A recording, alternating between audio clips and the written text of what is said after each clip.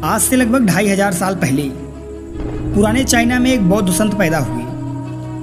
उनका नाम था लाओ त्सो। लाओ त्सो की गिनती अपने समय के सबसे समझदार और बुद्धिमान लोगों में से की जाती थी। यहाँ तक कि चीन के सम्राट भी उनके पास सलाह लेने आया करते थे, क्योंकि लाओ त्सो की बुद्धिमानी के सैकड़ों किस्से प्रसिद्ध थे और उनका बड़ा मान सम्मान भी था पूरे चाइना में।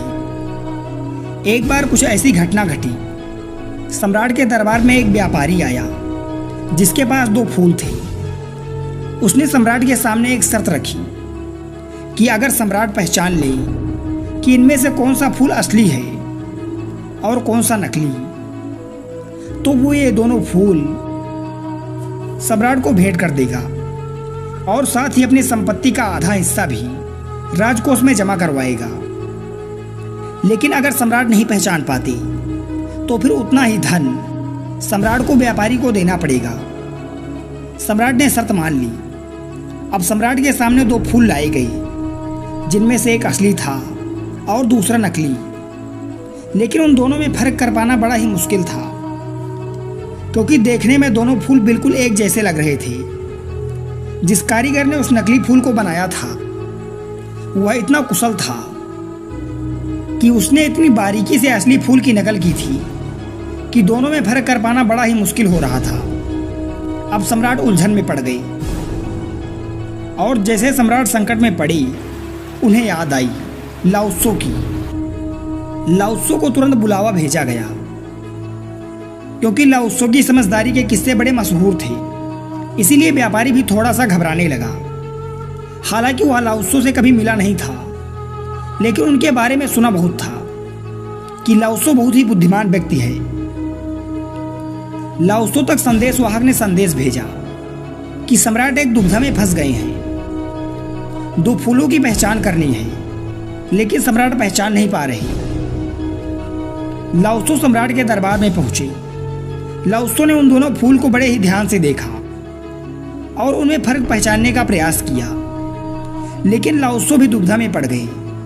वे भी थोड़ा परेशान हुए, भ्रमित हुए कि इनमें से कौन सा फूल असली है और कौन सा नकली, क्योंकि देखने में दोनों फूल हूबहू एक जैसे थे। लाओ त्सो को भी उनमें अंतर कर पाने में बड़ी मुश्किल हो रही थी। फिर लाओ त्सो ने व्यापारी से थोड़ा सा समय मांगा और टहलते हुए दरबार की खिड़की तक गए और उन्होंने उस खिड़की को खोल दिया। थोड़ी देर में बाहर से एक मधुमक्खी उड़ती हुई आई और वह जाकर उन दोनों फूलों में से एक फूल पर बैठ गई। और यह देखकर लाओ त्सो के चेहरे पर हल्की सी मुस्कुराहट फैल गई। सम्राट समझ गई कि लाओ त्सो ने इस दुविधा का हल ढूंढ लिया है और असली फूल को पहचान लिया है। तभी लाओ त्सो ने कहा कि बाएं हाथ की तरफ रखा जो फूल है वो असली है और दाहिने हाथ की तरफ रखा फूल नकली है। व्यापारी बड़ा हैरान हुआ, क्योंकि वह भी कभी कभी बीच बीच में यह भूल जाता था कि कौन सा फूल असली है और कौन सा नकली। उसे भी यह याद करने में बड़ी परेशानी होती थी।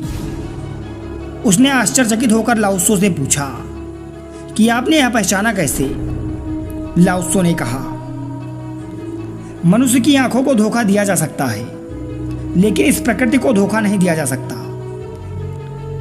इंसान भले ही अपनी आंखों के कारण धोखे का शिकार हो जाए, लेकिन एक मधुमक्खी को धोखा नहीं दिया जा सकता। मधुमक्खी आकर हमेशा एक असली फूल पर ही बैठेगी। तो साथियों, ये थी एक छोटी सी कहानी लाओ त्सो की बुद्धिमत्ता के विषय में। परंतु हमें इस कहानी से यह सीख मिलती है कि अगर हम अपने आसपास ही ध्यान दें तो हमारी बड़ी से बड़ी समस्याओं का समाधान हमारे आसपास ही छुपा होता है।